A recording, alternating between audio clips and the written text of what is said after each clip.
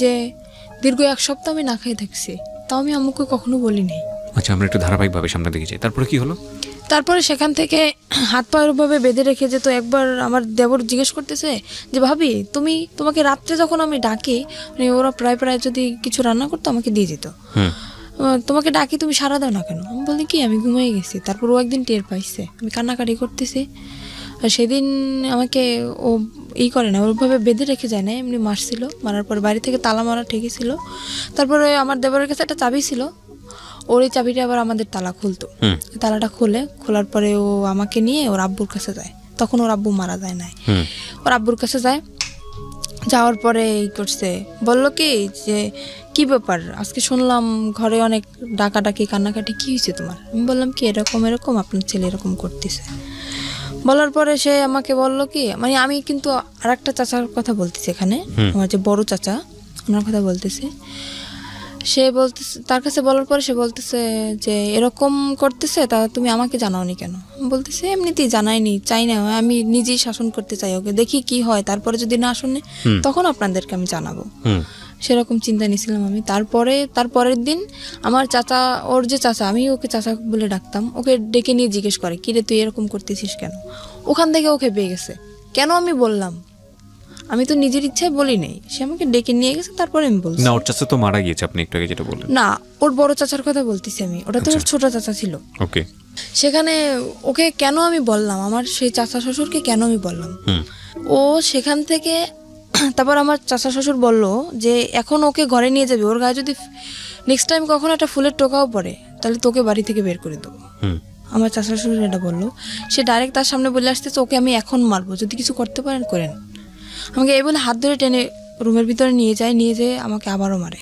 কেন আমি বললাম। তারপরে সেখান থেকে আমার চাচা শ্বশুর বললো বাড়ি বসে এরকম করবা, পরের মেয়ে যদি কিছু একটা হয়ে যায় তখন আমরা মামলা খাবো, এটা হবে না, বাড়ি থেকে বের হয়ে যাও, দুজনেই বের হয়ে যাও। ঠিক আছে, বের হয়ে চলে আসলাম। আর আমারও ইচ্ছা ছিল যে মানে বাড়ি থেকে আমি বের হয়ে চলে আসবো, যেহেতু যদি বন্ধু বান্ধবের সাথে থাকে তাহলে আরো বেশি খারাপ হয়ে যাবে, এখান থাকলে আমি ওকে ভালো বানাতে পারবো না।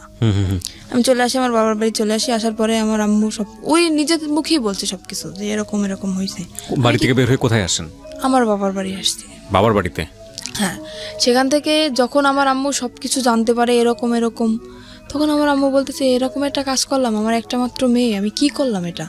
তখন আমার আম্মু বললো যে মানে আমাকে ওখান থেকে ডিভোর্স করাবে। আমি বললাম আম্মু দেখো, বিয়েটা কিন্তু তোমাদের ইচ্ছে হয়েছিল, আমার ইচ্ছায় হয় না, কিন্তু আমি এটা পারবো না যে তোমাদের ইচ্ছা মতন সব কিছু করবো, এটা হবে না। তোমাদের ইচ্ছা মতো বিয়ে করছি, আবার তোমাদের ইচ্ছা মতো ডিভোর্স করবো, এরপরে আমার আবার বিয়ে হবে, সে তো এর থেকেও খারাপ হতে পারে। তখন আমি কি করবো আম্মু?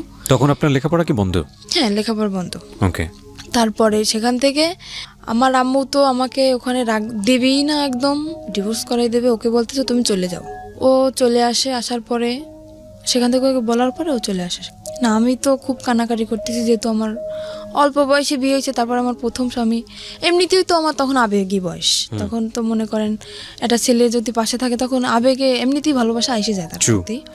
তো আমি মানে খুব লাভ করতাম ওকে আমি। তারপরে আমি খুব কান্নাকাটি করতেছি, খাচ্ছি না, কিছু না। আমার আম্মু বলতে দেখ এরকম যদি করিস তাহলে তো তোর নিজের শরীর তো থাকবে না, তুই তো মারা যাবি, এরকম কেন করতেছিস? আমি বলতেছি আম্মু তুমি যদি সত্যি আমাকে চাও বাঁচাইতে তাহলে আমাকে ওর কাছে দিয়ে আসো।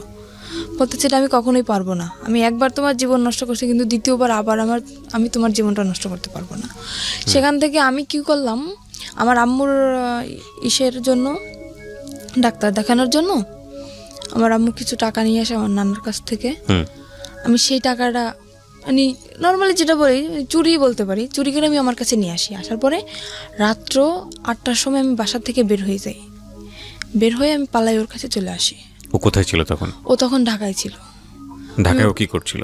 ও ঢাকায় কিছু করতেছিল না, ঢাকায় ওটা মামা আছে। মানে ও চাচ্ছিল আপনি পালিয়ে চলে আসেন ওখান থেকে? হ্যাঁ, ও চাচ্ছিল সেটাই। আর ওর সাথে আমার কথা হইতো, রেগুলারলি কথা হইতো। যখন সবাই ঘুমিয়ে যেত তখন আমি রাত্রেবেলা ওকে ফোন করতাম, ওর সাথে আমার কথা হইতো। তো ওর সাথে আপনার বয়সের ডিফারেন্স কত ছিল? ওর সাথে আমার সাথে যখন ওর বিয়ে হয়েছিল তখন ওর বয়স ছিল 21 বছর। ও তো পিচ্ছি, ও তো কিছু বোঝে না।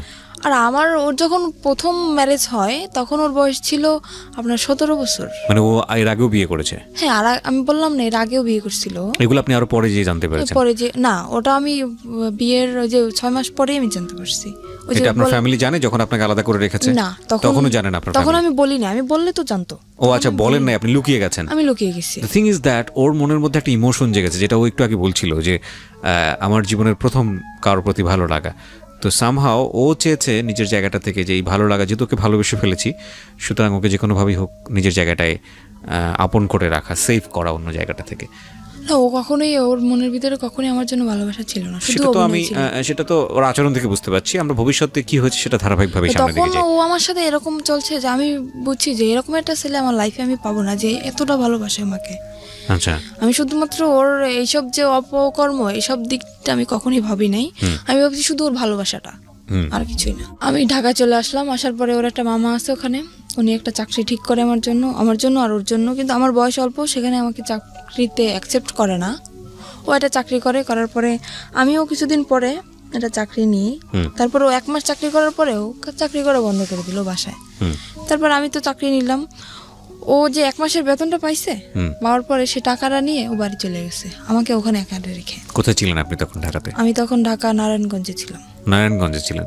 নারায়ণগঞ্জে আপনাকে নিয়ে বাসা ভাড়া নিয়েছিল সে? হ্যাঁ, বাসা ভাড়া নিয়েছিল। আর আমি যেহেতু জীবন গল্প বলতেছি, সবকিছুই বলি, তখন আমি একটা গার্মেন্টসে চাকরি করি। জি। সেখানে গার্মেন্টসে আমি প্রথম মাসের বেতন তখনও পাইনি, আমার চাকরির বয়স কেবল 15 দিন। সেখান থেকে ও তো 1 মাস হয়ে গেছে চাকরির বয়স, আর বাসা ভাড়াও তো দেওয়া হয় নাই, আর টুকিটাকি কিছু ধারও হয়েছে, প্রায় 10,000 টাকার মতো ধার। ও বেতনটা পায়ে বাড়ি চলে গেছে না বলে, ফোনটাও অফ, আর আমার ফোনটাও নিয়ে গেছে। এবার আমি কি করব? সেখানে বেতন পাই নাই, ও বেতন পেয়ে চলে গেছে, বাসা ভাড়া 1 মাসের, টুকিটাকি দেনা। ইচ্ছা ছিল দুজনেই বেতন পাবো, বেতন পেয়ে সব দেনা ধারগুলো শোধ করে দেবো।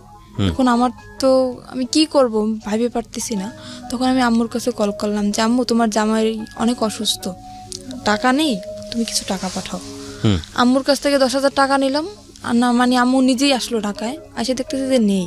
তখন আম্মু বলল কি যে তুই এত মিথ্যা কথা কেন বলতেছিস আমার সাথে? আমি কোনোদিন মিথ্যা কথা বলি নাই, সেই মানুষ আমি ওর জন্য অনেক মিথ্যা বলছি আমার ফ্যামিলিতে, অনেক।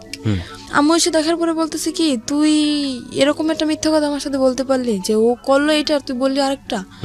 তখন আমার আম্মু ওখান থেকে সবার ধার শোধ করে আমাকে ওখান থেকে নিয়ে আসে। নিয়ে আসার পরে বাড়ি আমাকে আটকায় দেয়, একদম ফুল আটকায় দেয়। আমার পাশে মনে করেন বডিগার্ড হিসেবে প্রত্যেক সময় 3-4 জন লোক আছে, কেউ না কেউ আছে আমার পাশে, আমাকে বডিগার্ড হিসেবে পাহারা দিচ্ছে তারা। তখন আমি কিভাবে যাব? আমার তো কি কষ্ট হচ্ছে সেটা তো আমি বুঝতেছি, যে আমার বুকের ভিতরটা কীরকম ফিল হচ্ছে।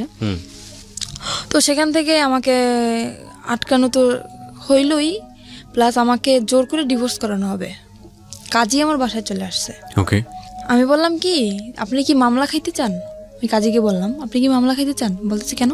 বলছে আমি ডিভোর্স করবো না, আপনি জোর করে ডিভোর্স করেছেন, আমি কিন্তু আপনার নামে মামলা করে দেবো। তো কাজী ভয় পেয়ে গেছে, কাজী বলতেছে আমি ডিভোর্স করাতে পারবো না। কাজী চলে গেল। যাওয়ার পর সেখান থেকে আমি আবারও পালায় চলে গেলাম। আমি পালালাম কখন? তখন ফজরের আজান দিছে। ফজরের আজানের সময় আমি বাসা থেকে বের হয়ে গেছি। আমি নামাজ পড়ার দিয়ে আমি উজু করতে বের হয়েছি, সেখান থেকে আমি বের হয়ে গেছি। বের হয়ে আমার শহরে যাইতে আপনার প্রায় 1 ঘন্টা সময় লাগে, গ্রামের দিকে তো বাড়ি। সেখান থেকে আমি গাড়ি থেকে নেমে ওকে কল করলাম যে আমার কাছে টাকা নেই, তুমি টাকা পাঠাও, আমি আসবো। তো বলতেছে আমার পক্ষে টাকা পাঠানো সম্ভব না। আমি কি করলাম, আমার বিয়ের সময় যে নাকফুল দেওয়া হয়েছিল আমাকে, নাকের ফুল, ওটা আমি বিক্রি করে দিলাম শহরে গিয়ে। বিক্রি করে সেখান থেকে আমার 700 টাকা আসলো। আমি সেই টাকাটা দিয়ে ওর বাড়ি চলে গেলাম। যাওয়ার পরে সে তো আমাকে মাইনে নিচ্ছে না। কেন তুমি আমার মাইনে নেবে না? বিয়ের 1 বছর পরের কথা বলতেছি আমি। সে আমাকে মানবে না। কি অন্যায় করছি আমি? তুমি কেন আমাকে মানবা না? আমি কি অন্য কারোর সাথে রিলেশন করছি বা কারোর সাথে ভেগে গেছি, তারপরে 6 মাস পরে তোমার সাথে আসছি? কেন তুমি আমাকে এরকম করতেছো আমার সাথে? সে বলতেছে ঠিক আছে, একটা শর্তে আমি তোমাকে রাখতে পারি, আমি কোনো কাজ করতে পারবো না, তুমি আমাকে চাকরি করে খাওয়াবা। ঠিক আছে। তো সেখান থেকে আমি যশোরে চলে গেলাম। সেখানে আমার একটা ফুফু শাশুড়ি আছে। যশোরে কি ওকে সাথে নিয়ে গেলেন? হ্যাঁ, ও আমাকে নিয়ে গেছে আমার ফুফু শাশুড়ির কাছে। আর ওনার মেয়ের নিজস্ব পার্লারের আছে, বিজনেস আছে। সেখানে আমাকে 3 মাস ট্রেনিং করানোর পরে আমি মোটামুটি কাজ সব কিছুই শিখি। শেখার পরে ওখানে আমার চাকরিও হয়ে যায়। তখন আমার বেতন ছিল 16,000 টাকা। আর আমি বেতনের যত টাকা পাইতাম বেতন পাওয়ার সাথে মানে ও আমার সাথে থাকতো না, কিন্তু যেদিন আমি বেতন পাইতাম ওদিন চলে আসতো, এসে সব টাকা নিয়ে যেত, হাত খরচের টাকা রেখে সব টাকা নিয়ে যেত। নিয়ে ও বলতো কি যে আমার মানে আমাদের বাড়ি তো এমনি ও বলতেছে যে আমার দোতলা বিল্ডিং করার ইচ্ছা, তো এই টাকাটা নিয়ে আমি ব্যাংকে রাখতেছি। আসলে কোনো কিছুই করতো না, ও টাকাগুলো শুধু ফাও নষ্ট করতো। আর মেয়েদের সাথে মনে করেন আসার পরে ও ফোন অফ করে রাখ, ফোনের উপরে ফোন আসতেই থাকতো মেয়েদের ফোন। তারপরে সেখান থেকে টাকা নিয়ে গেল, 2-3 মাস এরকম চাকরি করার পরে এরকম টাকা নিয়েই যাচ্ছে। আমি বলতেছি কি আমি বাড়ি যাব, তুমি কোথায় টাকা রাখতেছো আমি এটা দেখবো। সে আমাকে বাড়ি নেবে না।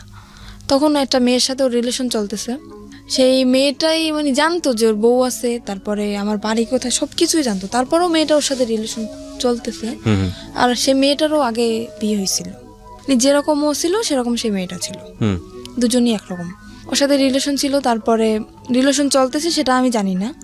তারপরে একদিন ওই মেয়েটাকে নিয়ে আমি তো অফিসে, আমার ফুপু শ্বশুরের বাসায়ও আসে। আর আমার যে দুপুরের লাঞ্চ আমার ওই যে বাসায় যে কাজের বুয়া উনি নিয়ে যেত, আমি বাসায় আসতাম না দুপুরে, উনি নিয়ে যেত। তো দুপুরের সময় ও যখন আসে আমাকে ওই কাজের বুয়া বলে কি যে আমি ওকে খালা বলে ডাকতাম, তো বলতেছে উনি আমাকে একদম মেয়ের মতোই দেখতো। তো বলতেছে আম্মু তোকে একটা কথা বলবো, তুই কাউকে বলবি না আর আমার নামটাও বলবি না। আমি বলতে আচ্ছা ঠিক আছে বলবো না। কি আমি বুঝতে পারিনি যে এই কথাটা বলবে। আমি ভাবছি হয়তো আমার ফুপু শাশুড়ি একটু মানে রাগী মানুষ, তো অনেক সময় মানে গালাগালি করে, আমি ভাবছি সেরকম কিছুটা বলবে। তো বলতেছে আচ্ছা আপনি বলেন, আমি কাউকে বলবো না। তো বলতেছি কি যে জামাই এটা মেয়েকে নিয়ে এরকম এরকম বাসায় আসছে, মেয়েটাকে তুই চিনিস? তো আমি ভাবছি হয়তো আমার ননদ হইতে পারে। আমি বলছি দেখতে কেমন? তো উদাহরণ দেওয়ার পরে আমি দেখছি যে না আমার ননদ তো এরকম না। তখন আমি বললাম কি আচ্ছা ঠিক আছে আমি বাসায় যেয়ে দেখবো, বাসায় যেহেতু আসছে আমি বাসায় যেয়ে দেখবো। তো বলতেছে নর্মালি যদি তোর ননদ হইতো তাহলে তো এরকম বসার কথা না। সে মেয়েটা ওর পাশে যে বসতেছে, ওর হাতে হাত রাখতেছে, হেসে হেসে কথা বলতেছে, একসাথে সেলফি তুলতেছে। আমি বলতেছি আচ্ছা আমি বাসায় যেয়ে দেখবো, তুমি বাসায় যাও। তারপরে আমি 5টার সময় ছুটি নিয়ে আমি ওখান থেকে যাই। তারপরে বাসায় যেয়ে ওদেরকে আমি পাই না, ওরা ওখান থেকে চলে যায়। চলে যাওয়ার পরে আমি সেদিন তো পাই না, তারপর আমি কান্না করতেছি। তখন আমার মনের ভিতর কিরকম একটা সন্দেহ জাগছে যে হঠাৎ করে আমার সাথে দেখা না করে চলে গেল, কোন মেয়েকে নিয়ে আসলো। আমি খুব কান্নাকাটি করতেছি আর আমার চোখ একদম ফুলে গেছে কান্না করতে করতে। তখন আমার ফুপু শাশুড়ি বুঝতে পারছে যে হয়তো কিছুটা হয়েছে, আমাকে ডাকলো। ডাকার পর উনি আমাকে পারুল বলে ডাকতো, কারণ ওনার একটা মেয়ে ছিল, ওনার মেয়েটা রোড অ্যাক্সিডেন্টে মারা যায়, সেজন্য আমাকে নিজের মেয়েই মনে করতো। তো ওনার মেয়েটার নাম ছিল পারুল, আমাকে পারুল বলে ডাকতো উনি। তো বলছে পারুল তোর কি হয়েছে? আমি বলছি কিছুই হয় না।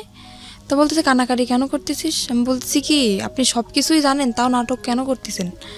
তো বলতেছে কেন আমি কি করছি, কিসের নাটক করলাম? আমি বললাম আপনার বাসায় যেটা মেয়েকে নিয়ে আসছিল সে মেয়েটা কে? আমার ফুপু সব কিছু জানে, আর ওই যে জিনিসটা ওটাই আমার ফুপু শাশুড়ির হাত ছিল। তারপরে প্রথম বুঝতে পারিনি, তারপরে মানে নিজের ভিতর থেকে চিন্তা ভাবনা করে দেখলাম যে সে যেহেতু জানবে না তাহলে এরকম একটা কাণ্ড কিভাবে ঘটলো। তার বাসায় মেয়েটাকে নিয়ে আসলো, ওর ইচ্ছা ছিল যে আমাকে প্রথমত দেওয়ার ইচ্ছা ছিল না, ওখানে যেখানে আমাকে বিক্রি করা হয়েছে দেওয়ার ইচ্ছা ছিল না। ওর ইচ্ছা ছিল যে মানে ওই মেয়েটাকে ও দেবে ওখানে। তো ওই মেয়েটা রাজি হয় না। মেয়েটা বললো কি ওকে একটা শর্ত দিল যে আমি যাইতে পারি ওই জায়গায়, তুমি যদি আমাকে বিয়ে করো তাহলে আমি যাবো। তারপরে সেখানে ওই মেয়েটাকে নকল রেজিস্ট্রি করে ও বিয়ে করে। এবার সেখান থেকে ওই মেয়েটাকে নকল রেজিস্ট্রি করে বিয়ে করে। বিয়ে করার পরে আমি যখন জানতে পারি যে ওর সাথে বিয়ে হয়ে গেছে, তখন আমি ওখান থেকে বাড়ি চলে যাই। বাড়ি চলে যাওয়ার পরে দেখতেছি ওরা দুজনই বাড়ি। জিজ্ঞেস করলাম কি ব্যাপারে, মেয়েটা কে? আমাকে সেখান থেকে বাড়ি একদম ঢুকতেই দিল না, মানে রুমের ভিতরে ঢুকতেই দিল না। মেয়েটা তো রুমের ভিতরে, ও তো জানে যে বউ আছে। বাড়ি মানে আপনার শ্বশুর বাড়ি? হ্যাঁ আমার শ্বশুর বাড়ি। ও তো কোনো অ্যাকশন নিচ্ছে না, কিন্তু আমি তো পুরো একদম মনে করেন একটা মেয়ের কখনোই চাইবে না যে তার স্বামীর লাইফে অন্যটা মেয়ে আসুক। আমি তো অনেক রাগারাগি করতেছি, চিল্লাপাল্লা করতেছি। ও সেখান থেকে আমাকে নিয়ে গেল একটা হোটেলে। তারপরে সে হোটেলটা আমার একটা আত্মীয়র, সেই হোটেলে নিয়ে যেয়ে আমাকে বললো দেখো এরকম এরকম একটা মেয়েকে ওকে আমি বিয়ে করিনি, ওর সাথে আমার নকল রেজিস্ট্রি, ওর সাথে আমার ঘর সংসার করার ইচ্ছা না, ওকে আমি ছেড়ে দেবো। বলি কেন তুমি এরকম করলা? তুমি তো আমার সাথে এরকম করতে পারবা, কেন করলো? মেয়েটা জীবনটা কেন তুমি নষ্ট করলা? তা বলতেছে ওর বাবা মার অনেক টাকা পয়সা আছে, তো মানে আমাকে লোভ দেখাচ্ছে, ও টাকার লোভ দেখাচ্ছে। ওর বাবা মার অনেক টাকা পয়সা আছে, কিছু টাকা পয়সা নিয়ে আমি ওকে ছেড়ে দেবো। আমি বলছি এটা কখনোই হবে না। আমি একটা যেরকম আমার মনে যেরকম কষ্ট হয় আমার স্বামীর জীবনে অন্য কেউ আসলে ঠিক ওরও সেরকম কষ্ট, আমি এটা মানবো না। তারপরে সেখানে ওই মেয়ের যে নানি, ওই মেয়েটার নানি কল করছে ফোনে। আমি ফোনটা রিসিভ করি, আমি বললাম কি মেয়ে যে বিয়ে দিছেন জানেন যে ছেলে কি করে? বলতেছে হ্যাঁ জানি। ছেলে কি করে? বলতেছে ছেলে তো রোলার মেশিন চালায়। বলতেছি সম্পূর্ণ ভুল, ও কোনো কাজ করে না। বলতেছে তুমি কি বলতেছো? আমি বলতেছি আমি ওর বউ। বউ মানি? কিন্তু বউ মানে আপনি জানেন না যে ওর আগে আরও একটা বউ আছে? তো বলতেছে না তো, ও তো বলছে যে আমি আগে বিয়ে করছিলাম, তার সাথে ডিভোর্স হয়ে গেছে। যে ডিভোর্স হয়ে গেছে তাহলে ও আমার সাথে কেন এখন? তারপরে বললো কি আচ্ছা এই করছে, আমরা থানায় মামলা করব, তুমি থানায় আসো। আমি বলতেছি মামলা করার দরকার হলে আপনারা করেন, ভুল আপনারা করছেন, মামলাটা আপনারাই করবেন, আমি করব না। আপনারা কি করবেন আপনারা নিজেরা ডিসিশন নেন, এর ব্যাপারে আমি কিছু বলবো না আপনাদের। তো ওরা, আমি তো সেখান থেকে আমাকে বললো কি তুমি যেখানে আছো সেখানে যাও, ও মেয়েটাকে আমি কিছুদিনের ভিতরে ছেড়ে দিই, আমি তোমার কাছে আসতেছি। আপনি তখন যশোরে? আমি তখন যশোরে না, তখন আমাকে খুলনা একটা হোটেলে নিয়ে যায়। খুলনায়, যশোর খুলনা তো পাশাপাশি জেলা। কত এই কথাগুলো হচ্ছে কোথায়? খুলনায় বসে? হ্যাঁ খুলনায় বসে একটা হোটেলের ভিতরে হচ্ছে। তো আপনাকে যেতে বলছে কোথায়? যেতে বলছে আমার যেখানে চাকরি করি ওখানে আমাকে। সেটা তো যশোরে? হ্যাঁ যশোরে। ওকে। ওখান থেকে আমি যশোরে চলে যাই। চলে যাওয়ার পরে মানে যেটা বললাম আমি বিশ্বাস করলাম আবারও। ওখান থেকে যশোরে চলে যাই, যাওয়ার পরে ও মেয়েটাকে নিয়ে আবার ওই বাসায় আসে। ওই বাসা বলতে? আমার যে ফুপুর বাসায় আবার আসে। আপনার আপন ফুপু? না, ফুপুর শাশুড়ি। ফুপুর শাশুড়ি, ওকে। ওনার বাসায় আবারও আসে। আসার পরে আমি সেদিন যখন আমি খবর পাই, ওই খালা আমাকে কল করে, যখনই আমি খবর পাই আমি সাথে সাথে অফিস থেকে বেরোয় চলে আসি। আমি আমার ম্যাডামকেও বলি না যে আমি যাচ্ছি, সেখান থেকে আমি সাথে সাথে বেরিয়ে চলে আসি। আসার পরে ও আমার আসার আধা ঘন্টা আগে বের হয়ে গেছে। যাওয়ার পরে আমি কল করছি ওকে, কি ব্যাপার তুমি নাকি আজকে আসছিলে, তুমি চলে গেছো কেন? তো বলতেছে আমি কালকে আসবো।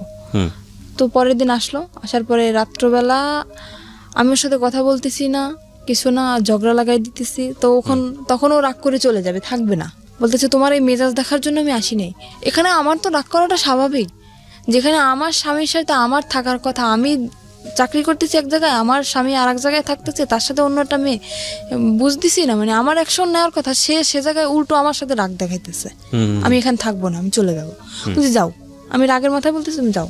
তো আমার ফুপু শাশুড়ি তাকে ধরে রাখার পরে রাত্রবেলা ওর সাথে আমার কথা চলতেছে যে কেন তুমি এরকম আমার সাথে করলা, এরকম মেয়েটাকে নিয়ে তুমি ঠিকই সংসার করছো, তুমি যেহেতু তাকে রাখবা না তাহলে তাকে তুমি বাড়ি নিয়ে গেলা কেন? আমার বাড়ি জায়গা হচ্ছে না, আর তুমি তারে নিয়ে বাড়ি রাখতেছো, কিভাবে রাখতেছো? তো তখনও করলো কি, ওর মা ফোন দিল, ওই মেয়েটার মা ফোন দিল।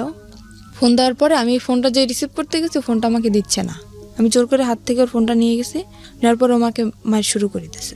মারার পরে ও আমার মাথায় মারে একটা দিয়ে, আপনার যে স্ট্রে থাকে না সিগারেট খাওয়ার পরে যেটা ফালানো হয়, হ্যাঁ স্ট্রে, ওটা দিয়ে আমার মাথার মধ্যে মারার পরে আমি ওখানে অজ্ঞান হয়ে পড়ে যাই। তারপরে আমার মাথা দিয়ে প্রায় রক্ত বের হয়ে যায়, মানে অল্প কিছু ফেটে যায়, আমি ওখানে সেন্সার হয়ে যাই। প্রায় ঘন্টাখানিক পরে আমার সেন্স আসার পর দেখতেছি ওই মেয়েটার সাথে ও কথা বলতেছে ফোনে। তখনও ও কথা বলতেছে যে আমার ওয়াইফ এদিকে অজ্ঞান, সেদিকে ওর কোনো খেয়াল নেই, ও সেই মেয়েটার সাথে কথা বলতেছে। আমি তখন ওকে দরজা খুলে দিলাম, দারোয়ানকে ডাকলাম, ডাকার পরে আমি বললাম তুমি এখন বের হয়ে যাও। তখন রাত্র 3টা। সেখান থেকে বের হয়ে গেল। যাওয়ার পরে 4-5 দিন পরে আবার আসলো। আসার পরে আমাকে বলতেছে কি যে আমাকে শারমিন বলে ডাকে, শারমিন আমি যা করছি আসলে আমার আসলে অন্যায় হয়েছে। তো ও ওখান থেকে মানে ওই মেয়েটা যাবে না, আমাকে বললো কি তোমাকে নিয়ে আমি এক জায়গায় বেড়াতে যাব। আমি ওকে আবারও কিন্তু ক্ষমা করে দিলাম এত অন্যায় করার পরেও। মানে আপনি মেনে নিলেন যে ওই বউ থাকা অবস্থায় আপনি থাকবেন না? তাহলে ও বলছে মেয়েটা নেই।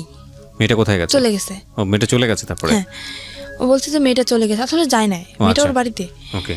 তারপরে আমাকে বলো তোমাকে নিয়ে আমি এক জায়গায় বেড়াতে যাব। বলছে আচ্ছা ঠিক আছে চলো। তো বলতেছে কালকে তুমি ছুটি নেবা। বলছে আচ্ছা। তারপরে আমি আমার ফুপু শাশুড়ির কাছ থেকে কিছু টাকা নিলাম।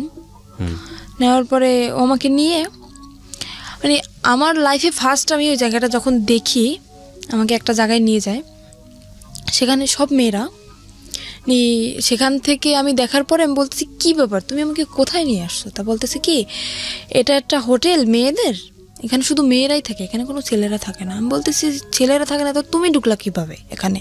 তো বলতেছে তুমি বুঝবো না, এখানে একটা মেয়ের সাথে আমার সাথে এটা কথা হয়েছে, একটা মেয়ের সাথে আমার সাথে বন্ধুত্ব, ওর সাথে আমি দেখা করতে আসছি এখানে। বলতে দেখা করতে আসছো তো আমাকে নিয়ে আসছো কেন?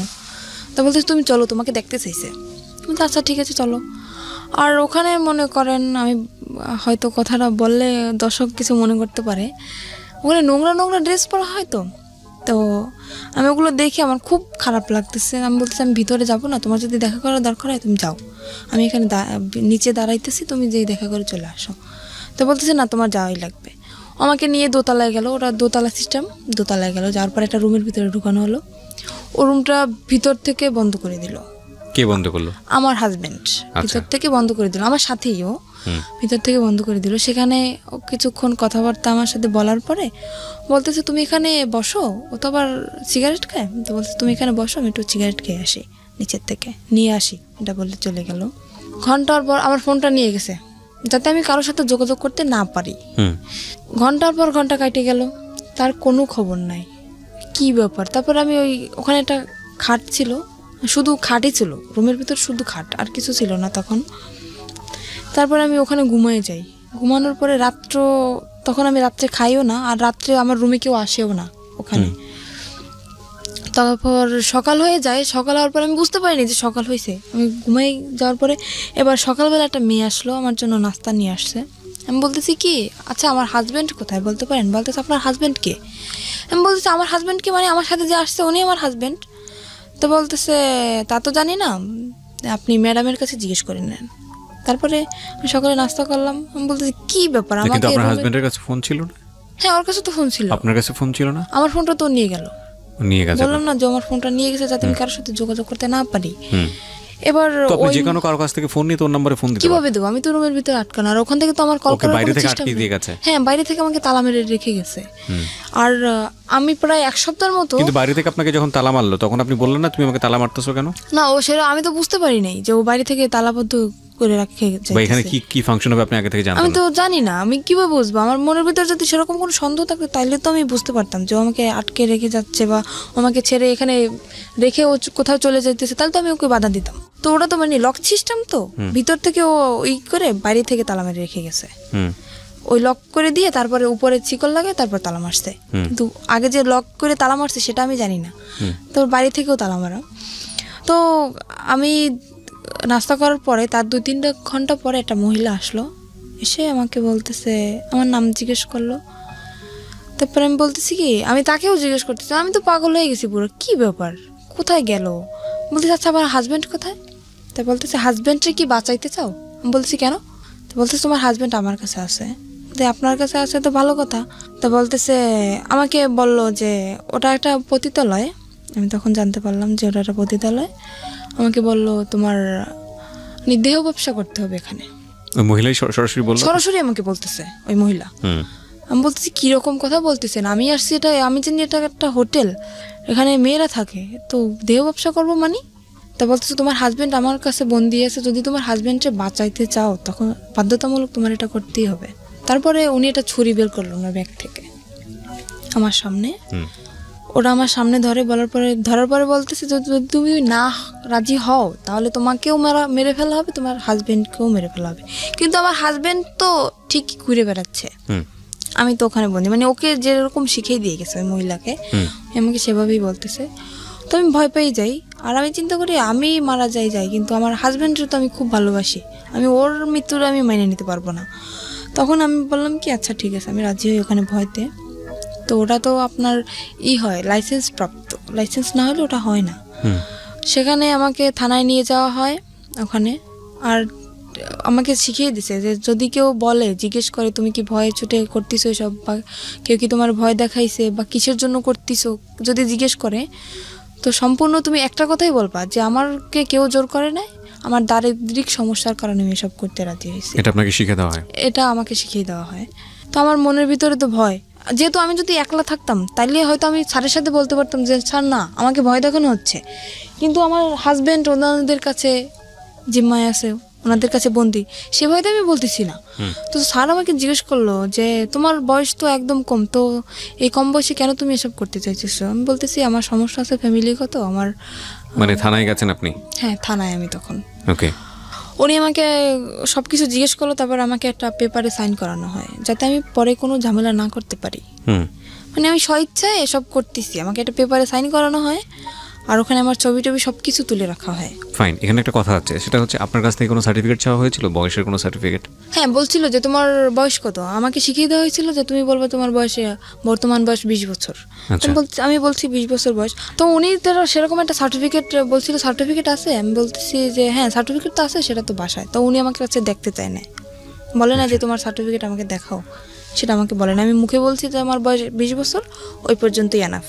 তারপরে সেখান থেকে আমাকে নিয়ে আসা হয়। নিয়ে আসার পরে তার পরের দিন, মানে কথাটা বলতে আমার কিছু একটা সংকোচ বোধ হচ্ছে। আপনি আপনার মতো করে বলেন, কোনো সমস্যা নাই। সেখান থেকে পরের দিন সকালে ঘুম থেকে উঠি, ওঠার পরে ওয়াশরুম তো ভিতরেই, গোসল করি। গোসল করার পর একটা ছেলে আসে আমার রুমে। তখন আমাকে একটা মেয়ে বলে যায়, খবরদার ছেলের সাথে যেন কোনো রকম খারাপ আচরণ না হয়।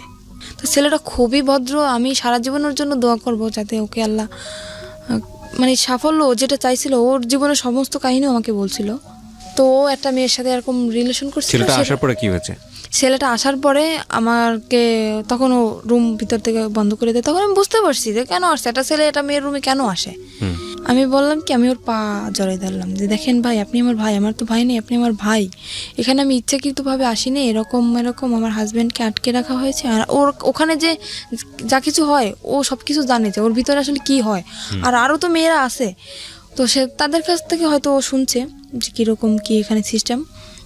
আমি সমস্ত কিছু বললাম যে এরকম আমার হাজব্যান্ডে আটকে রাখছে, আমাকে এরকম ভয় দেখাইছে। ও বলতেছে কি, তোমার হাজব্যান্ড এখন কোথায় সেটা তুমি জানো? আমি বলতেছি আমি জানি যে হাজব্যান্ড ওদের কাছে এখনও বন্দি আছে। তা বলতেছি সেরকম কিছুই না, এখানের সিস্টেম হচ্ছে তোমার মেয়েদের এখানে নিয়ে এসে বিক্রি করে দেওয়া হয়। তখন আমার বিশ্বাসই হইতেছে না, এরকম আমার হাজব্যান্ড করতে পারে না, এতটা খারাপও হইতে পারে না। ও তখন বলতেছে কি, আচ্ছা ওর কাছে ফোন ছিল, বলতেছে তোমার হাজব্যান্ড যেহেতু বন্ধু তাহলে তো ওর ফোনটা অফ থাকার কথা, তাই না? আমি বলতেছি হ্যাঁ। তো বলতেছে তুমি আমার ফোনটা দিয়ে 1 মিনিট ওকে কল করো। তো আমি বললাম আমি কথা বললে তো আমি বুঝতে পারবো না, তো আপনি কথা বলেন। তো ফোনটা দেওয়ার পরে ওই মেয়েটা ধরছে ওর ফোনটা, মানে যাকে সে বিয়ে করেছে? যাকে সে বিয়ে করছে সেই মেয়েটা ধরছে। ধরার পরে বলতেছে কি, আপনি কে? বলতেছে আপনি কে মানে? আমি তো যার ফোন আমি তার ওয়াইফ। তখন আমি বুঝতে পারলাম যে ছেলেটা যা বলছে সম্পূর্ণ সত্যি। তখন আমি বুঝতে পারলাম। তো আমি বললাম কি যে ভাই দেখেন, আমি যদি আপনার বোন হতাম আপনি কি এটা মেনে নিতে পারতেন? তো বলতেছে না, কখনোই না। বলতেছে আপনার দুটো পায়ে ধরে, আপনি আমাকে কিছু করেন না। তখন ছেলেটা আমার করুণা দেখেও ছেলেটা নিজেই কেঁদে ফেলছে। ছেলেটা বলল কি, আচ্ছা ঠিক আছে আমি তোমাকে কিছু করতেছি না, কিন্তু এরপর নেক্সট টাইম যে আসবে সে তো তোমাকে ছেড়ে দেবে না, কারণ এখানে টাকার বিনিময়ে সব কাজ করা হয়, টাকা দিয়ে তো কেউ তোমাকে ছেড়ে দেবে না। তো তুমি যদি চেষ্টা করো, আমার মনে হয় তুমি চেষ্টা করলে এখান থেকে বের হতে পারবা। ছেলেটা আমাকে বলে, বলতেছে যে করছে, আমি নেক্সট টাইম যদি আমি কখনো আসি তোমার জন্য আমি সাহায্য করার করব। ও বলতেছে যে আমি একটা মামলা করব, যে তোমার ফ্রেন্ড হিসাবে, আমি তোমার ক্লাস ফ্রেন্ড, সেই হিসাবে আমি তোমার জন্য একটা মামলা শিট নিয়ে আসবে, ওখানে আমার সইটা শুধু থাকবে আর সম্পূর্ণ কিছু ওই লিখে নিয়ে আসবে যেটা লেখার। আমি বলতেছি সেটা তো হবে না, কারণ ওখানে আমার সই নেওয়া হয়েছে যাতে আমি কোনো কিছু না করতে পারি। হ্যাঁ, পুলিশ ফাঁড়িতে। তো বলতেছে তাহলে কী করবা, দেখো কী করতে পারো। ও তো চলে গেল। এবার আমি দরজাটা আমি নিজেই বন্ধ করে দিলাম। দেওয়ার পরে আমি খুঁজ দিছি যে ছুরি বা অন্য কিছু যদি আমি পাই, আমি আত্মহত্যা করার চেষ্টা করতেছি। তো আমি খোঁজাখুঁজি করতেছি, খুঁজতে খুঁজতে উপরে যে সানসেটের পরে ওই যে আপনার বক্স ছিল, বক্স আনছে আমার জন্য, ওই রুমে সব কিছু নিয়ে আসছে আমার জন্য, যেহেতু ওই রুমে আমি থাকবো, সব কিছু নিয়ে আসছে। তো বক্সের যে কার্টুনটার ভিতরে আপনার ইঁদুর মরা ওষুধ। আমি পাইয়ে তো মানুষ তো কষ্ট হয়, কিন্তু আমি পাই তো মহা খুশি। আমি ওটা পাওয়ার পরে অনেক খুশি আমি, যে আমি এখানে এসব করার থেকে কারে আমি ভালোবাসলাম, কার জন্য আমি রাজি হইলাম, যাকে বাঁচানোর জন্য আমি রাজি হইলাম, সেই আমাকে দিয়ে এসব করাচ্ছে। আমি আর নিজের জীবন আমি রাখতে চাই না। তো আমি পুরো প্যাকেট খেয়ে ফেলার পরে দরজা খুলে দিলাম। আবার দেওয়ার পরে আবার আর একটা ছেলে আসছে, এসে দেখতেছে আমার অবস্থা খুবই খারাপ, পুরো শরীর ঘেমে গেছে আর আমি কথা বলতে পারতেছি না। তো আমার যে ওখানের যে ওই যে মহিলাটা, ওনাকে ডাক দেওয়ার পর উনি তো ভয় পেয়ে গেছে যে এখানে যেহেতু আমার থেকে সই নেওয়া হয়েছে, তখন তো ওরা বুঝে যাবে যে আমাকে ভয় দেখানো হয়েছে, আমার থেকে সই নেওয়া হয়েছে, যে আমি স্বেচ্ছায় সব করতেছি, তাহলে কেন আমি বিষ খেলাম, এখানে প্রশ্ন উঠবে না। তখন উনি আমাকে তাড়াতাড়ি হসপিটালে নিয়ে গেল। হসপিটালে নেওয়ার পর আমাকে ওয়াশ করানো হলো, তারপরে ওখানে হসপিটালে আমাকে ভর্তি করার পরে মোটামুটি থানায়ও খবরটা চলে গেছে। থানার স্যার আমার কাছে আসলো, এসে তখন আমি পুরো অজ্ঞান, তখন আমার জ্ঞান আসে নাই। তো স্যার তখন আমাকে কিছু জিজ্ঞেস করতে পারে না, চলে গেছে। যাওয়ার পরে 1 সপ্তাহ পরে ওই যে আমার হাজব্যান্ড ও আসে, ওর কাছেও খবর চলে গেছে। ও আসে আমার তো অক্সিজেন লাগানো, তারপরে মুখে তো খাইতে পারি না, এনজি টিউবে খাই। তো আমার হাতটা ধরলো, তো সেরকম একটা কথাও বলতে পারি না। আমি ওকে দেখে মানে কেঁদে ফেলছি আমি, যে কি আমি অ্যাকশন নিতেছি, কেন তুমি আসছো? আমার ডক্টর সবাই আমার সামনে, আমি ওখানে অ্যাকশন নিতেছি, তুমি কেন আসছো? তুমি এখান থেকে চলে যাও। আমি 1 নজর ওকে দেখার পরে আমি চোখ বন্ধ করে ফেলছি, এতটা ঘৃণা আসছে আমার। আমি বললাম তুমি চলে যাও এখান থেকে, আমি তোমাকে দেখতে চাই না। তো সেখান থেকে ও বললো কি আমি চলে যাবো ঠিকই, কিন্তু তোমাকে সাথে নিয়ে যাবো। আমি কোথায় নিয়ে যাবো? আবার আমাকে কোথাও বিক্রি করার ইচ্ছা আছে তোমার? কোথায় নিয়ে যাবো আবার? তো আমার হাতটা ধরলো, ধরার পরে বললো কি যে আমি আসলে বুঝতে পারিনি যে তুমি আমাকে এতটা ভালোবাসো, তাহলে আমি এটা করতাম না কখনোই। আমাকে আমার কাছে মাপ চাইলো যে আমি আর কখনো এরকম করবো না, মেয়েটাকে আমি ছেড়ে দেবো, তুমি যেটা বলবো আমি সেটাই শুনবো। অনেক করুণা করার পরে আবারও আমি ওকে বিশ্বাস করলাম, এত কিছু করার পরেও আবারও বিশ্বাস করলাম ওকে আমি। সেখান থেকে হসপিটাল থেকে আমার রিলিজ দেয় নাই তখনও, ডাক্তারে না বললে আমি সুস্থ না তখনও। নার্সরে উনি কিছু টাকা ঘুষ দেয়, দেওয়ার পরে আমার ওই যে এনজিটিউ পরানো, তারপরে আপনার অক্সিজেন লাগানো, হাতে ক্যানোলা করা, সব কিছু খুলে তারপরে সেখান থেকে নার্সরে কিছু টাকা ঘুষ দিয়ে ওখান থেকে আমাকে নিয়ে আসে ওগুলো খোলানোর জন্য। কিন্তু নার্স তো ডাক্তারের অনুমতি ছাড়া খুলতে পারবে না। উনি টাকা পাওয়ার পরে উনি খুলে দিল ওগুলো। নার্স ওগুলো খুলে দেওয়ার পরে আমি তখন হাঁটতেও পারি না ঠিক মতন, এতটাই ক্লান্ত আমি। আমাকে নিয়ে তখন সে ঢাকা, আমার একটা ফুপু আছে সেখানে আমাকে নিয়ে আসে, আমার আপন ফুপু, সেখানে আমাকে নিয়ে আসে। আর বাড়ি তো গেলে তো যদি এই সমস্ত কথা শোনে তাইলে তো মনে করেন ওরে তো মারবে, সাথে আমিও মার খাবো, যে এত কিছু তাও তারপরও কেন আমি মেনে নিলাম। আমি বাড়ি গেলাম না, আমার সে ফুপুর কাছে গেলাম, যার পরে ওখানে আমি 1 মাস পর্যন্ত থাকলাম। থাকার পরে ও বললো কি দেখো আমি তো কাপড় চোপড় কিছুই নিয়ে আসি না, আমার কাপড় চোপড় তো সব কিছু বাড়িতে, যা তুমি এখানে থাকো, মানে আমাদের ওখানে চাকরি বাকরি নেওয়ার কথা, তো আমি সুস্থ হবো তারপরে চাকরি নেব। বললো আমি বাড়ি থেকে আমি কাপড়গুলো নিয়ে আসি আমার, এই বলেও বাড়ি চলে গেল। যাওয়ার পরে ও যেদিন যাবে তার পরের দিন আসার কথা, আসতেছে না। তারপরে আমি বললাম কি ব্যাপার তোমার আসার কথা, তুমি কেন আসতেছো না? সে ওখান থেকে চলে গেছে, সেই শ্বশুর বাড়ি চলে গেছে, ওর যে সেই শ্বশুর বাড়ি চলে গেছে। ফোন করলে মাঝে মাঝে ওই মেয়েটা ধরে। তারপরে আমি বুঝতে পারলাম আস্তে আস্তে, অনেক কান্নাকাটি করছি, অনেক রিকোয়েস্ট করছি তুমি আমাকে নিয়ে যাও। সেখান থেকে আমার আব্বু আম্মু যখন জানতে পারি আমি ওখানে, আমাকে নিয়ে যাওয়ার পরে ওই যে ওই মহিলাকে নাম্বার দিয়ে দেয়, আমার আম্মুর নাম্বার দিয়ে দেয়। কিসের জন্য জানেন? যাতে আমি আমার বাড়িতেও জায়গা না পাই আর ওর কাছেও যাতে আমি না যেতে পারি। ওর বাড়িতে সম্পূর্ণ সবাইকে জানাই দিছে যে আমি এসব করি, আমি বিয়ের আগে এসব করতাম, ও জানতে পারছে সেজন্য ও আমাকে ডিভোর্স দিতে চায়। আসলে তো কিছুই না সেরকম, ও নিজে করছে এগুলা। এটা বলার পরে আমার আম্মুর কাছে ওই মহিলা ফোন করার পরে ওই ফোনটা আমার আব্বু ধরার পরে ওই সম্পূর্ণ কথা মানে বানাই যা বলার সব বলছে, যে আপনার মেয়ে এতদিন শ্বশুরবাড়ি ছিল না, আমার এখানে ছিল, এসব করতো। আর এসব কথা শোনার পরে আমার আব্বু তো সবাইকে বলে দিল। মানে এই ফোনটা কে ধরেছে?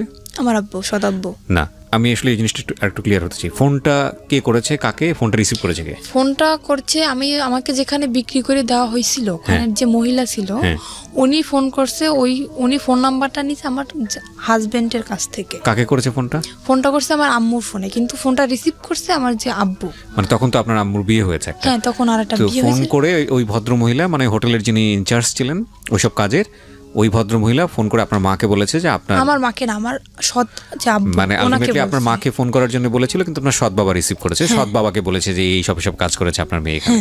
ওকে।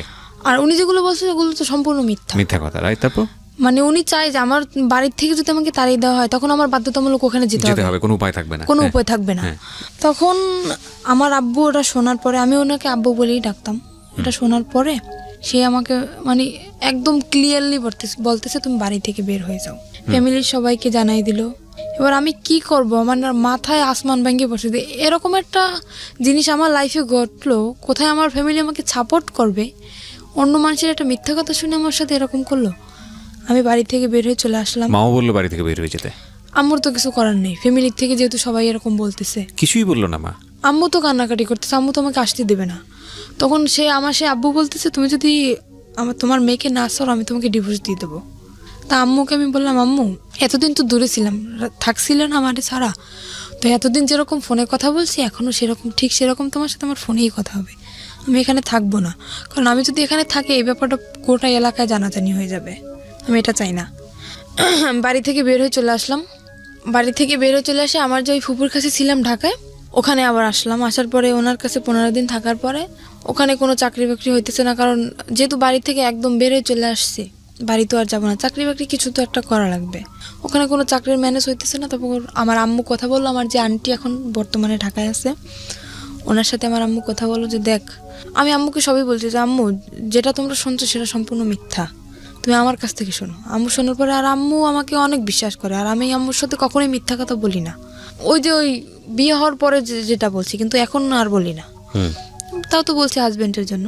আম্মুকে বলার পর আম্মু বলছে আচ্ছা ঠিক আছে আমি দেখতেছি। তো আম্মু সেখান থেকে আমার আন্টির সাথে কথা বলে, আন্টির সাথে কথা বলার পরে আন্টি বললো ঠিক আছে আমার কাছে আসো। ঈদের 3 মাস আগে বলতেছে ঠিক আছে আমার কাছে আসো তুমি। আসলাম, সেখানে আসার পরে ট্রেনিং করলাম। ওই যে আপনার এখন যে নার্সিং ট্রেনিং জবটা করতেছি নার্সিংয়ে, সেখানে ট্রেনিং করলাম, করার পরে তারপরে আবার অসুস্থ হয়ে গেলাম। সেখানে অসুস্থ হওয়ার পরে প্রায় 2.5 মাস যাবৎ বসা, তারপরে কোনো চাকরি বাকরি হইতেছে না। আমার আপন ফুপুর বাসায় চলে আসলাম। সেখান থেকে আমার আম্মু কথা বলে আমার আন্টির সাথে, সেখানে 15 দিনের মতো থাকলাম। আমার আম্মু কথা বলে আমার আন্টির সাথে যে এরকম ওর সমস্যা, ওর জন্য একটা চাকরি দেখতো না। তো আন্টি বললো ঠিক আছে ওকে আমার কাছে পাঠিয়ে দাও। তো আমার সে আন্টি তো থাকে নারায়ণগঞ্জে, ওই যে ফুপু তাকে আমি আন্টি বলেই ডাকি। সেখান থেকে আমি আমার আপন যে খালা তার কাছে চলে আসলাম। আসার পরে সেখানে একটা এই যে এখন যে চাকরিটা করতেছি সেখানে ট্রেনিং করি। ট্রেনিং করার পরে আমি হঠাৎ অসুস্থ হয়ে যাই। অসুস্থ হওয়ার পরে 2.5 মাস বসার পরে আমি ওকে একদিন কল দিই আমার আন্টির ফোন দিয়ে। ওকে, মানে আপনার হাজবেন্ড? আমার হাজবেন্ডকে কল দেই। কল দেওয়ার পরে ও শুনলো যে আমি ঢাকায় আছি।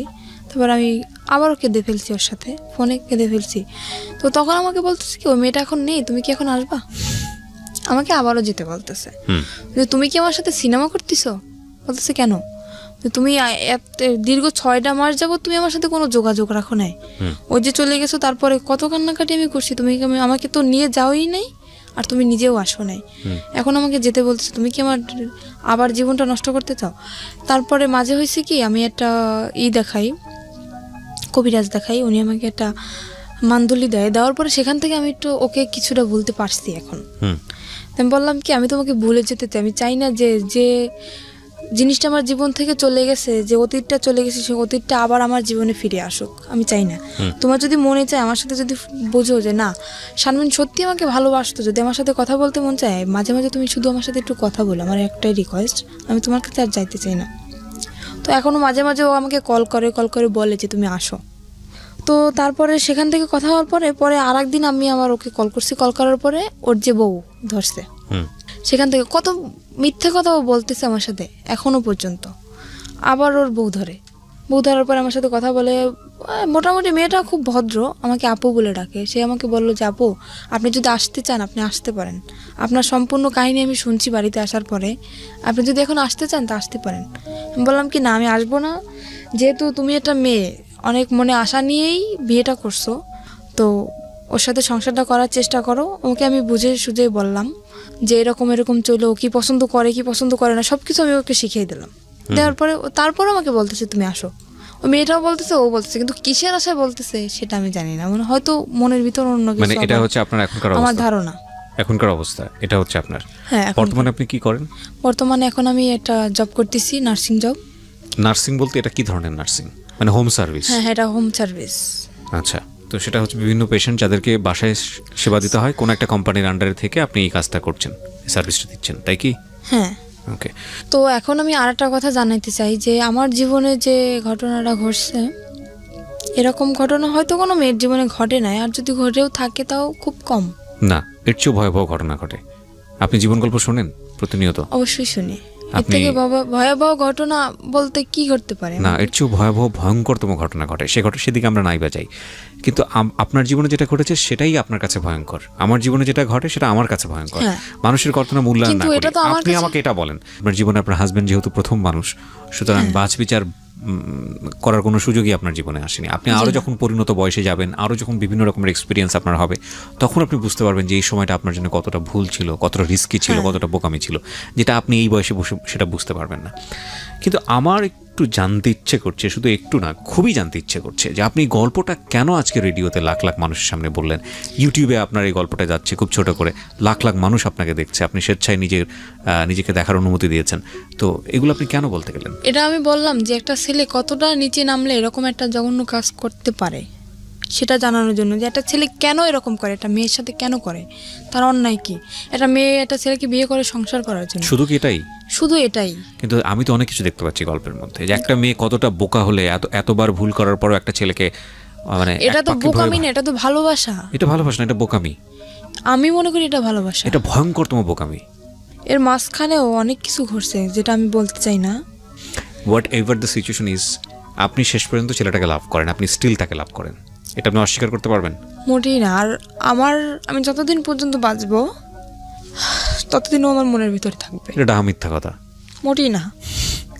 আপনি আমার কথাগুলো একটু মনোযোগ দিয়ে শোনেন, তাহলে আপনি বুঝতে পারবেন, যেটা আপনি এখন বিশ্বাস করতে পারবেন না, but that will eventually true after the age. সেটা আপনার জীবনে সত্য। আমরা যখন কাউকে লাভ করি, হ্যাঁ, আমি সরি যে আমি আপনাকে কষ্ট দিচ্ছি, কিন্তু এটাই সত্য।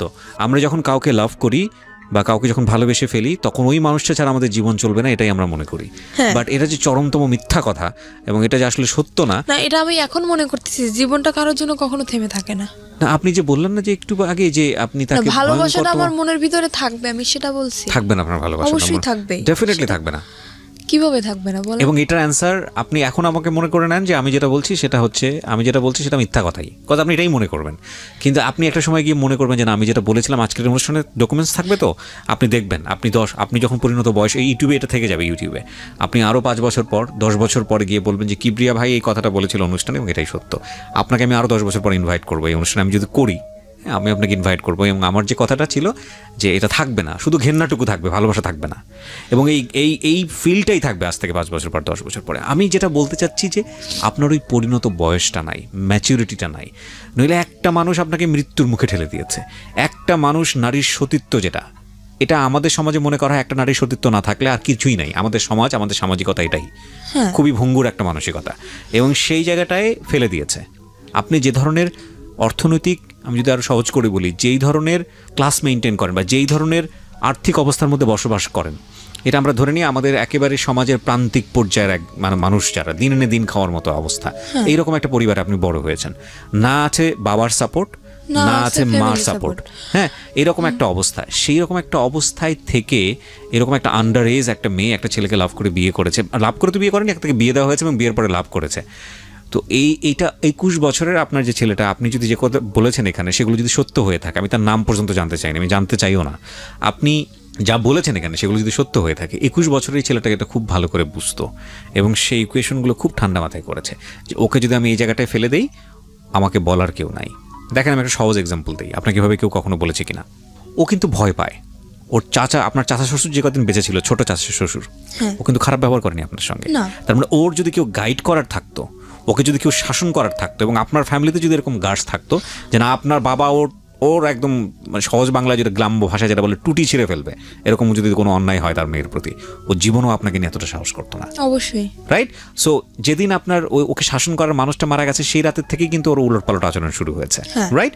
তো এই জিনিসটাও খুব সুন্দর করে ইকুয়েশন করেছে, কোনটা যোগ করলে যোগ হবে, কোনটা বিয়োগ করলে বিয়োগ হবে।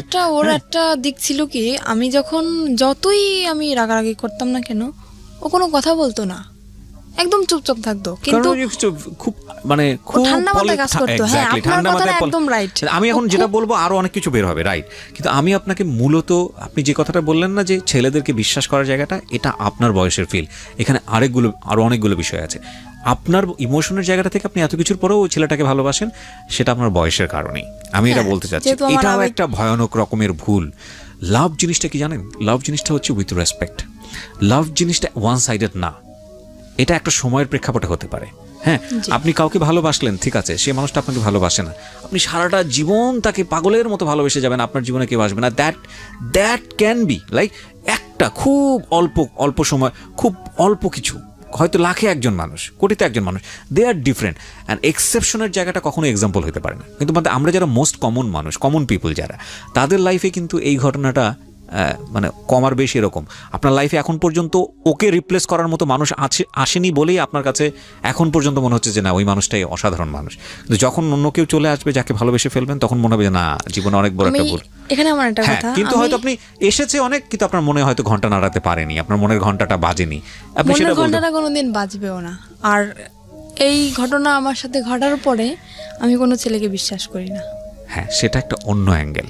যে কাউকে আমি বিশ্বাস করি না সেটা একটা অন্য বিষয়, কিন্তু মনের ঘন্টাটা বাজবে না সেটার পেছনের কারণ যদি ওই হয়ে থাকে যে না, ওকেই আমি ভালোবেসে যাব, তাহলে আমি সেটা বিশ্বাস করি না। দেখেন, আপনার জায়গাটা আপনার মতো, আমি রেসপেক্ট করি, কিন্তু আমি যেটা বলছি সেগুলো সবই অভিজ্ঞতার আলোকে, এই অনুষ্ঠান করার অভিজ্ঞতার আলোকে, নিজের জীবনের অভিজ্ঞতার আলোকে, সব কিছু জায়গাটা থেকেই আমি আপনাকে বলছি this is not true. Because 16 বছরের জীবন কিছুই না একটা 60 বছরের জীবনের কাছে, কিছুই না। এখন আমি বলতেছি, এবং আপনার 60 বছরে গিয়ে, আপনার 50 বছরে গিয়ে জীবন গল্পটা এমন দাঁড়াবে যে 16 বছর নিয়ে আপনার বলার সময়ই নাই, এমনও হতে পারে। সেটাই রাইট। সো আমি আপনাকে জাস্ট একটা জিনিসই বলবো যে 16 বছরের টিনেজ যারা আছো, লাভ আসুক বা যেটাই হোক না কেন, যে ঘটনার প্রেক্ষাপটে আসুক না কেন, ওই মানুষটার যদি তোমার প্রতি কেয়ারিংটা না থাকে, ওই মানুষটার যদি তোমাকে নিয়ে ফিউচার প্ল্যান না থাকে, ওই মানুষটার যদি তোমার প্রতি রেসপেক্ট না থাকে, সম্মান বোধটুকু না থাকে, তাহলে তাকে নিয়ে বারবার ভাবো, ভালোবেসে যাও, কিন্তু তাকে নিয়ে সংসার করার স্বপ্ন দেখো না, তাকে নিয়ে অন্তত জীবনের সামনের দিকে স্টেপ নেওয়ার স্বপ্ন দেখো না। কারণ শুধু লাভ দিয়ে সংসার করা যায় না, শুধু প্রেম দিয়ে স্টেপ সামনের দিকে নেওয়া যায় না। কারণ ওই মানুষটাকে অন্যরকম মানুষ হতে হয়, সেখানে অনেক কিছুর হিসাব নিকাশ ব্যাপার থাকে। এই কথাগুলো এত বেশি কমন এবং এত বেশি আমি বলেছি জীবন গল্পে, আমি জানি না, মানে অনেকে হয়তো শুনতে শুনতে মুখস্থ হয়ে গেছে আমার এই কথাগুলো। তো আমি আপনাকে বলবো যে আপনি যেহেতু রাইট নাও একটা জব করেন, you are lucky in that sense, কিন্তু লেখাপড়াটা কন্টিনিউ করাটা উচিত। আপনি কি কোথাও পড়ছেন? এখন আমি আবার লেখাপড়া শুরু করছি বলতে কি, মানে এটা তো আমার রেগুলারলি ক্লাস করা সম্ভব না, তো আমার যেহেতু চাকরি করতে হয়, আমি এখন উন্মুক্ত ভর্তি হয়েছি, প্রতি শুক্রবার ক্লাস চলতেছে। আর এখন আমি যেটা চাই আমার দিক থেকে, যে আমার অতীত যেটা গেছে, অতীতই ওটা থাক, আমি চাই সামনের দিকে আগাতে। কারণ আমার ছোটবেলা থেকে যে স্বপ্নটা ছিল, সেই স্বপ্নটা আমি আবার পূরণ করতে চাই। কি স্বপ্ন ছিল? আমার ছোটবেলা থেকে স্বপ্ন ছিল আমি একটা পুলিশের চাকরি করব। বিউটিফুল। সেটা আমি আবার এগিয়ে যেতে চাই। আর মাঝখানে হয়তো 2টা বছরে আমার জীবনে অনেক কিছু ঘটে গেছে, সেগুলো আমি মনে রাখতে চাই না। আর এর পিছনে আমি একটা মানুষের সাপোর্ট পাইছি, আমি একটা কথা বলতে পারি, একটা মানুষের সাপোর্ট আমি সব সময়ের জন্য পাইছি। পৃথিবীতে যদি আপন বলতে কেউ থাকে, সে হচ্ছে মা। তাছাড়া কিন্তু আমি কারোর সাপোর্টই পাই না। আর আমি আমার আম্মুকে বলি যে, আমার আম্মু যেহেতু এখন অন্যের ঘরে, আমার আম্মুকে বলি আমি আম্মু সারা জীবন সুখে থাক, আমার খোঁজ নেওয়ার দরকার নেই, কিন্তু আমার আম্মু সারা জীবন সুখে থাক, আমি এটাই চাই। আমার আম্মু আমাকে অনেক অনেক সাপোর্ট করছে। আজকে এই যে এখন আবার কন্টিনিউ লেখাপড়াটা আবার চালাইতেছি। আপনি ওপেন ইউনিভার্সিটিতে পড়ছেন এখন, উন্মুক্ত বিশ্ববিদ্যালয়ে পড়ছেন? হ্যাঁ। আচ্ছা, উন্মুক্ত বিশ্ববিদ্যালয়ে আপনি কি দেবেন? এসএসসি দেবেন? জি না, আমি তো এখন 9-এ ভর্তি হয়েছি। আবার 9-এ ভর্তি, ওখান থেকে তো এসএসসি দেবেন? হ্যাঁ, ওখান থেকে এসএসসি দেবেন। এবং পাশাপাশি আপনি একটা জবও করছেন, মোটামুটি একটা হ্যান্ডসাম স্যালারিতে। আপনার জবের ধরনটা আমি নাইবা এখানে এক্সপোজ করলাম, সেটা হয়তো আপনার কাজের ক্ষেত্রে একটু সমস্যা হতে পারে, but it's a different case. এবং আমি মনে করি যে এত কিছুর পরেও একটা মেয়ে জব করছে, পাশাপাশি পড়াশোনা করছে এবং স্বপ্ন দেখছে, তার মানে ইউ আর লাকি। যে আপনি বললেন না একটু আগে যে আপনার চেয়েও কষ্টের জীবন গল্প থাকে কিনা, আপনার চেয়েও ভয়ঙ্করতম কষ্টের জীবন গল্প থাকে। এবং কেউ কেউ হয়তো এই স্টেজে এসে শেষ হয়ে যায়, কেউ কেউ হয়তো হোটেলের ওই শিকলটা খুলতে পারে না, সেখানেই সারাটা জীবন শেষ হয়ে যায়। হ্যাঁ, কেউ কেউ হয়তো ওই যে ইঁদুর মারা বিষ যেটা আপনি খেয়েছিলেন, ওখানেই হয়তো জীবনটা শেষ হয়ে যায়। সুতরাং আপনি লাকি যে অনেক অনেক দিক থেকে আপনি সার্ভাইভ করে সামনের দিকে এগিয়ে গেছেন। এবং আমি মনে করি আপনি যেটা স্বপ্ন দেখেন সেটা ভবিষ্যতে আপনার কাছে হয়তো আসবে। তবে আপনার জীবনের সবচেয়ে ভয়ঙ্করতম জায়গা যেটা আপনার সঙ্গে এখনও স্টে করে, সেটা হচ্ছে আপনি এখনও, যদি আপনার কথা সত্যি হয় তাহলে আমি তাকে এভাবেই বলতে চাই, স্টুপিডটাকে আপনি এখন লাভ করেন।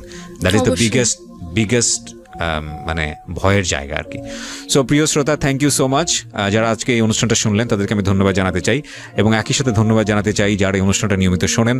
আমি সব বেলায় এসে শেষ করতে চাই, একেবারে শেষের দিকে যে কথাটা বলতে চাই, প্রত্যেকটা স্টোরি কোনো না কোনো মেসেজ আমাদেরকে দেয়। আজকে 16 বছরের এই সাথী যে গল্পটা নিয়ে আমাদের এখানে উপস্থাপন করলেন, আমরা বিশ্বাস করি প্রথম ভুলটা করেছিলেন তার মা।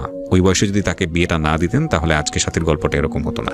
একটু সাপোর্ট করলে হয়তো সাথীর যে স্বপ্নটা ছিল, যেটা এখনও সে দেখতে চায়, যে বাংলাদেশ পুলিশ এসে কাজ করতে চায়, সেই স্বপ্নটা হয়তো তার পূরণ করাটা খুব সহজ হতো। তবুও যে কথাটা বলেই শেষ করব সেটা হলো, স্বপ্নবিহীন মানুষ থাকতে পারে না, প্রত্যেকটা মানুষ বাস করে তার স্বপ্ন নিয়ে। তো সেই জায়গাটি থেকে সাথী যেহেতু স্বপ্ন দেখে, সুতরাং সাথীর ভবিষ্যৎ সুন্দর হোক, সেই শুভকামনা দিয়ে শেষ করছি। থ্যাংক ইউ সো মাচ আমাদের সঙ্গে থাকার জন্য। জীবন গল্প।